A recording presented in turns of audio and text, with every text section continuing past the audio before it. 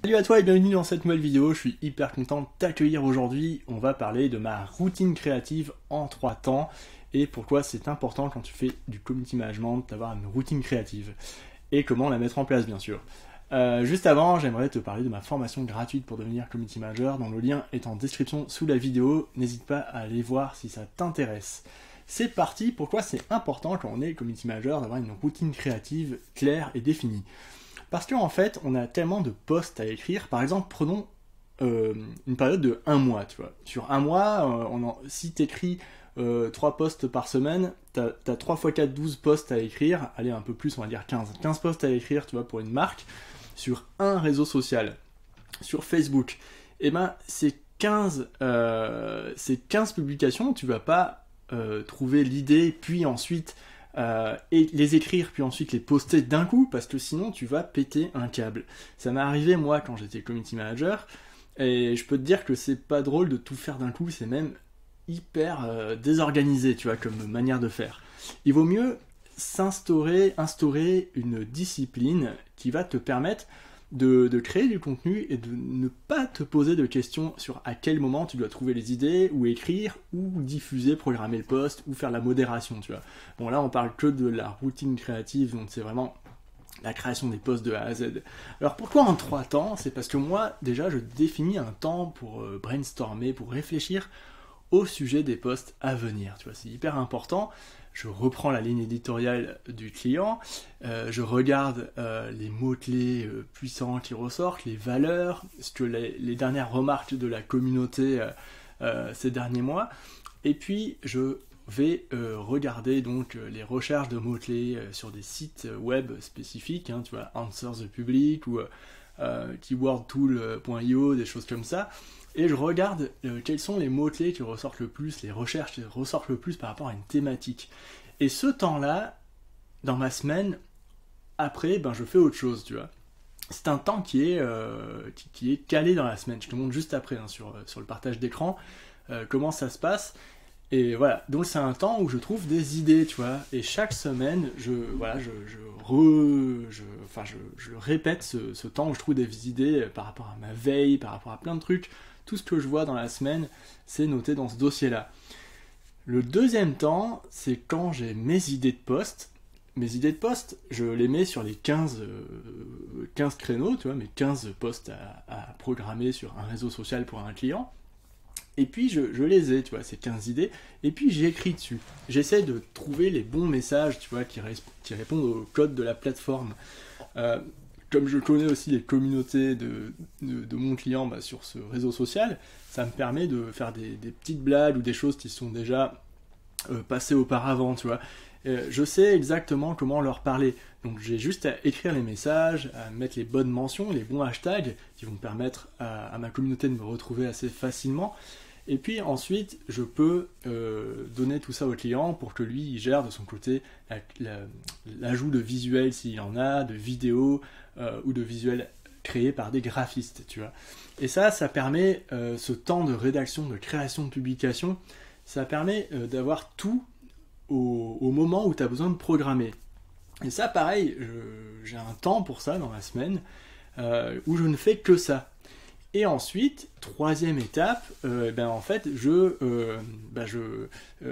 programme tout en ligne, tu vois. Donc, je vais te montrer à quoi ça ressemble, en gros. Voilà, donc je pousse mon visuel. Donc, voilà à quoi ça ressemble. Donc, j'ai un moment dans la semaine, par exemple, sur YouTube, hein, pour créer des idées, un brainstorm, tu vois. Donc, c'est un moment, par exemple, le lundi matin. Moi, c'est le lundi matin.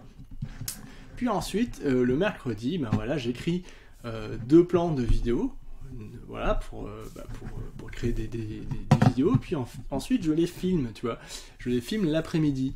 Donc ça, ce sont des temps que je passe obligatoirement. Donc c'est lundi, mercredi, et puis la diffusion le jeudi matin. C'est des choses que je fais en fait, en continuant en roulement. Et ça, c'est par exemple pour un seul client, tu vois, que je fais ça. Si c'est sur Facebook, eh ben, je vais chercher des brainstorms d'idées Facebook le lundi matin, tu vois, pareil, juste après, tu vois, juste après les idées YouTube, et ainsi de suite. Et comme ça, en fait, l'avantage de programmer en 3 temps, c'est de jamais se sentir débordé, tu vois. Parce que ça, c'est le problème du community manager. Il doit faire tellement de trucs à la fois qu'il devient débordé très rapidement. Parce que quand tu as une idée pour un post, par exemple 3 astuces pour consommer différemment, tu vois, pour aller au marché, j'en sais rien, et ben cette idée-là, en fait, il doit la décliner en plusieurs formats pour aller sur plusieurs réseaux sociaux, tu vois, réseaux sociaux. Donc 3 astuces, il peut les faire en vidéo, il peut les faire sous forme de carrousel, il peut les faire sous forme de GIF aussi pour un trait plus humoristique si la ligne éditoriale le permet. Ces 3 astuces, il pouvait les faire sous forme de podcast avec une interview, tu vois. Et donc, ça, c'est des idées de format. Il faut faire tout ça à l'étape en fait du brainstorming ici, quoi. Parce que au moment où tu le fais, t'as plus le temps de te poser la question comment je le fais, est-ce que je dois faire comme ci, comme ça. Non, en fait, il y a réfléchi avant et ça te permet d'être hyper efficace sur chaque étape et aller droit au but.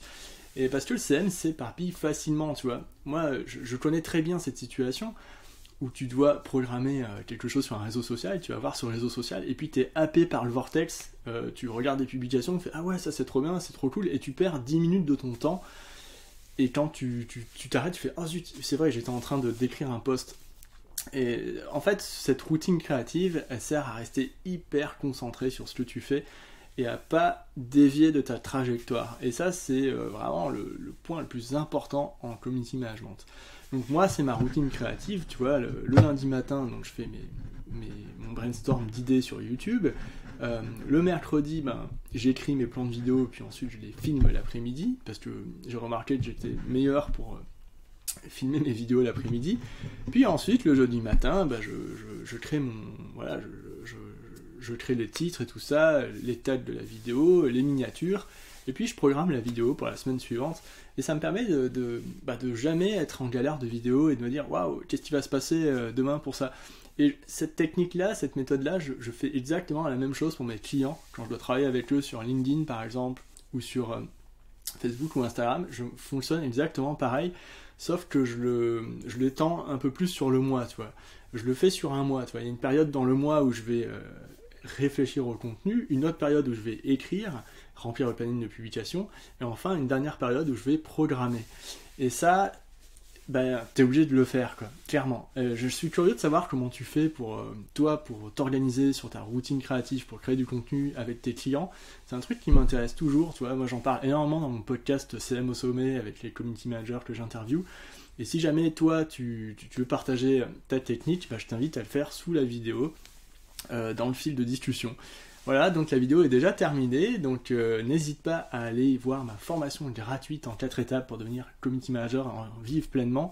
Le lien est en description sous la vidéo. Bonne journée et à très bientôt, salut!